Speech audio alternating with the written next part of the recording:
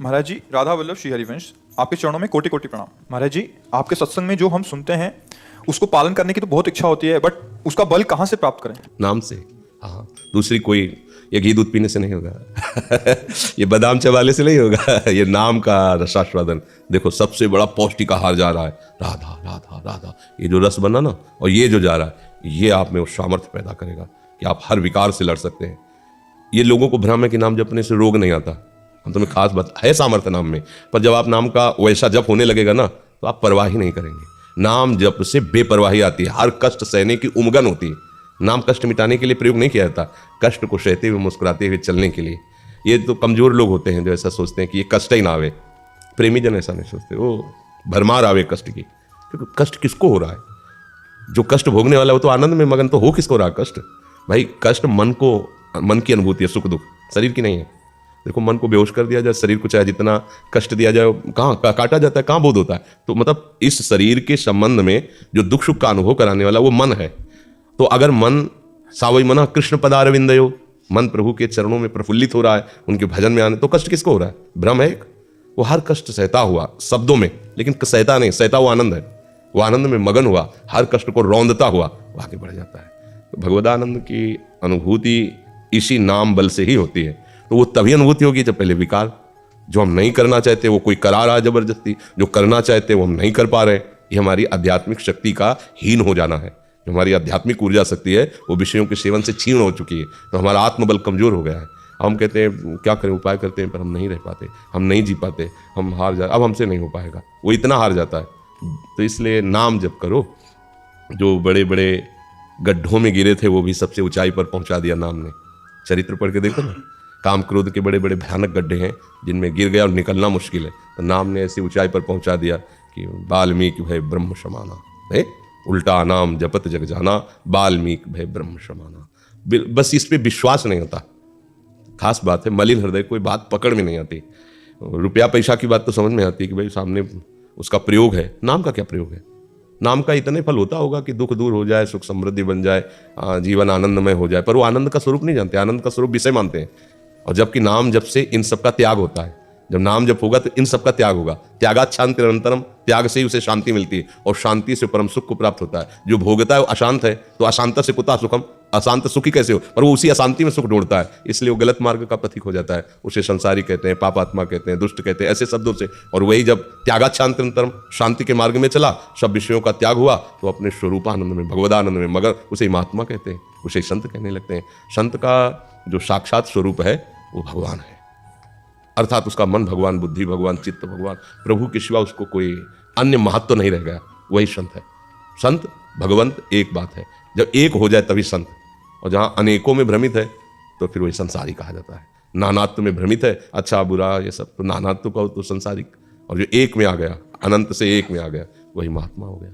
तो ये सब बल नाम से ही तो मिलता है, कोई गर्व से थोड़ी। इस बात का अध्यात्म बल गर्व से ही थोड़ी मिलता है। अगर मान लो पीछे से भी आया है तो भजन का ही तो फल आया है। मान लो कोई गर्व से महात्मा है तो उसका पीछे का भजन है, भजन के बिना कोई महात्मा थोड़ी हो सकता है। महान आत्मा अर्थात इन समस्त विकारों को रौंद करके आगे बढ़ जाना, भगवत चिंतन में डूब जाना। तो नाम जप करो और चिंता मत करो। नाम जप करो, धीरे धीरे आपके अंदर ऐसी जलन पैदा होगी, ऐसी घृणा पैदा होगी गंदे आचरणों से, भूल कर कदम नहीं रखोगे। अभी क्या है, हम अंदर बाहर से तो सुना गलत है, कुछ मानते भी हैं कि गलत है, पर अंदर से बड़ा मीठा लगता है, इसलिए हम छोड़ नहीं पाते। कोई भी व्यसन, कोई भी गंदी बात, सुखानुभूति के बिना हम कोई भी क्रिया नहीं करते। जो हमारा ये लक्ष्य होता है कि सुख भोगना है और इसमें सुख है, तो चाहे जितना अपमान हो, निंदा हो या मृत्यु भी हो जाए तो हम परवाह नहीं करते। पर गलत दिशा है, इसीलिए वो सुख हाथ लगता नहीं है। जरा सी चेष्टा गलत हुई, आजीवन के लिए उसकी शांति भंग हो जाती है। जेल, दुनिया के सभी दंड उसको घेर, मतलब कुछ मिनट की गलती और आजीवन का दंड भोगना, पूरा का पूरा जीवन नरक में हो जाता है। मतलब बंधन को प्राप्त हो गया, जरा सी गलती हुई वो बंधन प्राप्त, इतना बड़ा भयंकर है। अच्छा, आज खुल नहीं रहा, मान लो आपको कोई जान नहीं रहा, तो आपका कर्म तो आपके सामने उपस्थित होगा ही। वो स्वतंत्र है कर्म, वो ऐसा परतंत्र नहीं है। वो स्वतंत्र शासन, जिस समय आएगा उसका, वो अपना विकराल रूप रख के आएगा, जो आपने एकांत में पाप कर्म किया है। आपकी धज्जियां उड़ा देगा, बिना अपराध के आपको दंड दिलवा देगा। आप कहोगे कसम से मैंने काम नहीं किया, बिल्कुल नहीं, सब गलत हमें कह रहे हैं, और पक्का सही बात आप बोल रहे हो, लेकिन पीछे जो गुप्त पाप किया है वो अब इस समय हाजिर, अब वो तुम्हें पता नहीं। तो आप रोगे, चिल्लाओगे कि मैंने नहीं किया, पर मुझे दंड मिल रहा है। वो फिर ही नहीं मिल रहा है, वो किसी के कहने से नहीं, तुम्हारे कर्म का ही फल है। निजकृत कर्म भोग शुन भ्राता। इसलिए सावधान रहे, उपासक को नाम ही बचा सकता है। कोई भी गलत आचरण गुप्त रूप से न करे कि कोई नहीं जानता, बड़ी सफाई से कर लेते हैं। तुम सफाई से कर नहीं पा रहे हो, वो कर्म तुम्हारे सामने उपस्थित होगा। जो बैक में छूटा है, बैक में जो छुप गया है, वो कर्म आपको दंड देगा, निश्चित दंड देगा। ऐसे समय दंड देगा जहाँ कोई बचाने वाला नहीं होगा। और अब एक ही बचा सकता है, पूरे हिसाब को बराबर कर देता, आग लगा देगा वो है भगवान नाम। हम तो अमसर पापिभ्यो मोक्ष श्यामश्च, भगवान वादा करते हैं। हाँ, नाम संकीर्तनम यस्य सर्व पाप प्रणौशनम। जिसका नाम कीर्तन किया जाता है वो हरि का ऐसा महामहिम प्रताप, सारे पाप डर करके नष्ट हो जाते हैं, वो निष्पाप हो जाता है। तो भाव से चलो, जो हमारे अंदर सामर्थ्य है वो विषयों के भोग से क्षीण हो गई, अब भजन से पुनः जागृत हो जाएगी। महाराज जी, आपने एक वार्तालाप में बताया कि सहस्त्रों बार नाम जपने का जो फल है वो एक बार मंत्र का अंदर से चिंतन करने में है, और मंत्रों का सार नाम है। इसको कैसे समझें, कृपा करके मार्गदर्शन कीजिए। इसकी एक बार सत्संग में भी चर्चा की थी कि जब हम सत्संग सुनकर, शास्त्र स्वाध्याय कर, स्वेच्छा से नाम को स्वीकार करके जपते हैं, तो नाम हमें किसी महापुरुष के समीप पहुंचाता है। फिर उस महापुरुष के मुख से जब हम उस पर गुरु भाव रखकर उसके मुख से नाम लेते हैं, भले वही नाम हो, अब वो नाम शबीज हो जाता है। जब उस नाम को जपते हैं तो हमारे हृदय में उन प्रभु के प्रति भाव का जागरण होता है। दास्य भाव, सख्य भाव, वात्सल्य भाव, कांता भाव, शैचरी भाव, जिससे भाव है ना, तो अंदर से अब उस भाव की प्राप्ति के लिए हमको स्वरूप चाहिए। तब गुरुदेव मंत्र प्रदान करते हैं। मंत्र शरणागति, फिर मंत्र स्वरूप बोध। हमारा जो भाव देह है, उस मंत्र के प्रभाव से भाव देह की प्राप्ति होती है, और भाव देह से ही अपने प्रिया प्रीतम, अपने आराध्य देव की समीपता का उसे अनुभव होता है। वो दिव्य देह से सच्चिदानंद प्रभु की नित्य सेवा में जीते जी समर्पित हो जाता है। तो मूल तो हुआ नाम ही ना, सबका मूल नाम हुआ ना।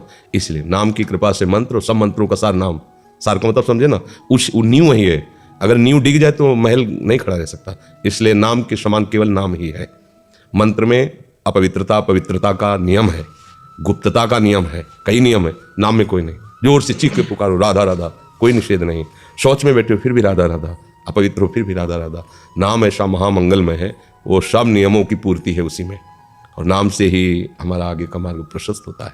समझ रहे ना? कोई संशय अभी? जी, यहाँ पे आपने बताया कि शास्त्रों का जो नाम जपने का फल है वो एक बार मंत्र का, क्योंकि स्वरूप बोध जो है ना, शास्त्रों बार जो नाम जप किया, और जब वो निज परिकर का मंत्र मिलता है जो आचार्य परंपरा से आया है, वो सबको नहीं मिलता है। वो देखा जाता है तभी निजी परिकर को मिलता है कि अब इसका तन मन प्राण व्याकुल हो रहा है नाम के प्रभाव से, प्रीतम के सानिध्य का, तब उसे बीज मंत्र कहते हैं, निज मंत्र कहते हैं। वो मंत्र उसे सीधे स्वरूप की प्राप्ति कराता है, जो भावदेह की प्राप्ति। तो हम शास्त्र के अनंत नामों का फल मिल गया उसे, क्योंकि नामी के समीप रहने की सामर्थ्य आ गई, नामी के श्रीअंग सेवा का अधिकार प्राप्त। लालजू महाराज, श्री कृष्ण के रूप का ध्यान जब भगवान शंकर को ध्यान में होता है ना, तो तांडव करने लगते हैं। हाँ, उन्माद मंदी कृत्य मुकुंद सुंदर पद द्वंद्वार बिंदामलो प्रेमानंद ममंद मिंद तिलका उन्माद कंदम परम। प्रेमानंद का उन्माद आ जाता है, और वो श्री कृष्ण जब प्रियाजू के, तो प्रेम विकल हो जाते हैं। ऐसे प्रियालाल के समीप होश में रहकर सेवा करना, ये अनंत नामों का फल प्राप्त हुआ। समझ रहे हैं?